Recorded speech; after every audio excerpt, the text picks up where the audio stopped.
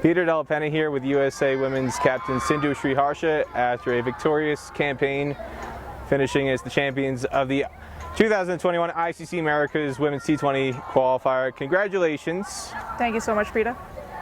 Tell me what this victory means to you and the team.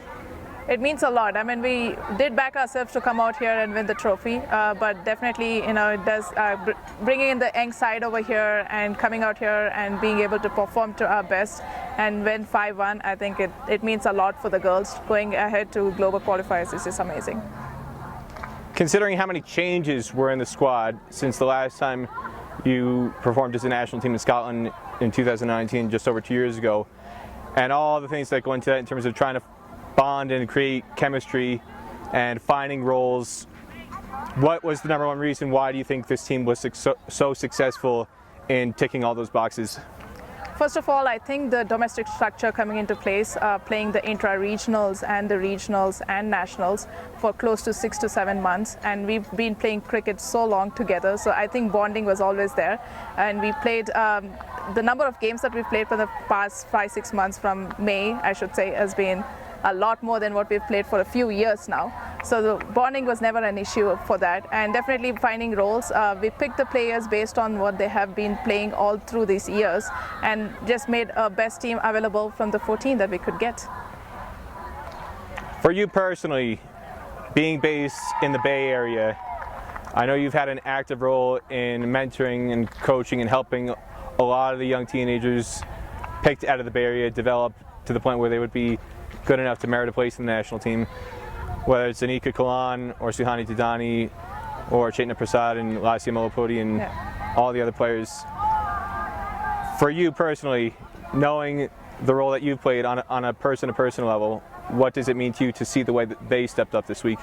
It's very emotional. When I was trying to give the cap to Anika Kalan, I did tear up a little bit just because I've seen Anika, Suhani, Isani from the age of 9 years.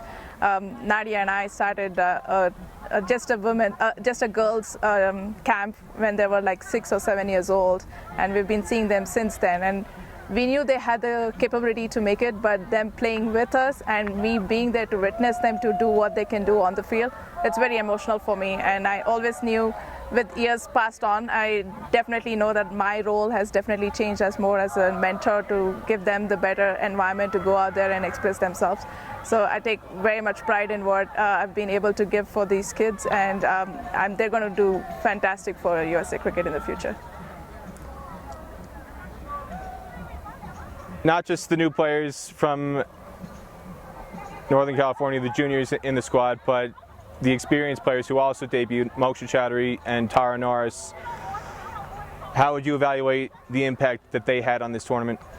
Well, amazing. I mean, the way the bowling unit has come together, be it Tara Norris, Moksha, Geetika Kodali, Suhani Tarani, and even all of Sara Farouk. So everybody has put up their hands when we were asked, when the ball was thrown at them, everybody put up their hands.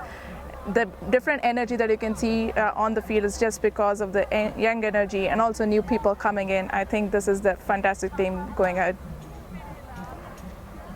In terms of lessons learned from 2 years ago, now coming out of this qualifier, knowing what you went through in Scotland, knowing the areas that you needed to improve, there's still some areas, I know you talked in the presentations yesterday in particular about batting is still an area of improvement. Coming off this victory, if there's 1 or 2 areas where you feel the team needs to really work hard at to be more competitive at the next T20 World Cup qualifier in 2022, what would you say those areas are? Well, definitely, I think all 3 departments, being batting, bowling, and fielding. Batting particularly, I know it was not an ideal performance from all of the batters in this tournament, but it has been that way. The pitch has been not so conducive for batting, but we've taken it as a challenge, and we've gone out there and we've been able to chase, with no loss for 10 wickets victories twice in a row. So we have been working hard. We're trying to get our, tighten the screws when it's required. But definitely batting a little bit, running between the wickets, be on the field will definitely look better than what we were at 2019 on the field. And I do see that confidence in the team, that trying to rush to the ball or being able to throw those run outs. But I think there's always areas of improvement, some variations in bowlings, trying to have more variations, stock balls, and we're very good at having the stock balls. I think we need to start working on having some variations. in the bowlings as well. You mentioned the pitch. I took a picture of you yesterday where you were ducking under a bouncer that was signaled one for the over. So the variable bounce, I'm not sure if people could appreciate it watching at home on the stream, but here in person, it was very, very tricky batting. The scores reflected that. I don't think anybody besides Divya Saxena from Canada passed 100 runs in the entire week. For you personally, as a wicketkeeper trying to keep on a pitch like that and also batting, how would you characterize for people at home what the pitch was like trying to compete on that wicket throughout the week?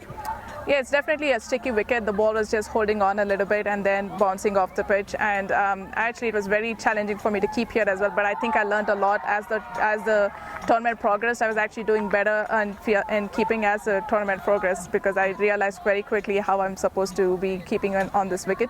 Definitely having Julia Price as our coach helps, because she is also a wicket keeper. And you did see even Chebs, a couple of balls hitting her head and hitting a lot of our batters as well. But it's a tricky wicket. But once you get your eye in, I think there are a lot of runs on this wicket as well. In terms of the broad standard of competition and the atmosphere and the camaraderie, not just within the USA team but the other teams, you can hear it behind you, you could hear it wherever you were in the field, facing it, whatever. Brazil team in particular, but Canada and Argentina as well. What was it like on and off the field, just being around these other teams? Well, it's been amazing, and well, on the field we all fought hard. We were challenging each other, but off the field we are really good friends. We've been able to mingle with each other. Though with COVID times we've been able to hang around a little bit and know each other personally as well. It's just played in a very good spirit of the game, and I think it's been a fantastic tournament.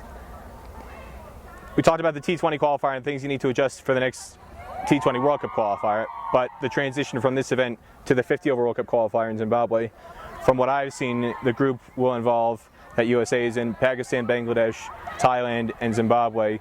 You got a taste of Bangladesh and Thailand 2 years ago in the T20 format in Scotland.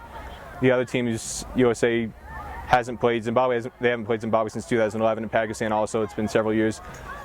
From what you know, based on what you've seen so far in this event from your own team and what you know just watching on film and video footage, what are the things that you feel the team needs to adjust into 50 over cricket to make USA as competitive as possible in that event?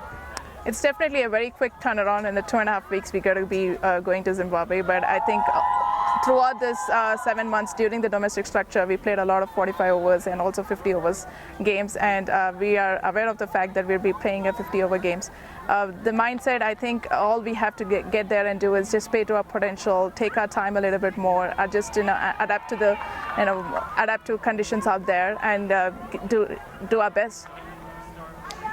What's the number one memory you're going to take away from this week? Swani's first ball wicket. That just came to my mind. I think that first ball wicket and her teary eyes just after that, I think, was the best memory. It just shows us what the future of USA cricket holds. Anything else you want to say about this tournament victory? It's been a great tournament. I definitely want to thank our support staff, Julia Price, Bert Coakley, Asha, and also John Aaron, who's been very supportive throughout the tournament, have done their best to keep us all ready for the 6 games. It was hard, but I'm sure the girls have learned a lot and will go back and come back stronger. USA Women's Captain Sindhu Sriharsha, congratulations again. Thanks, Peter.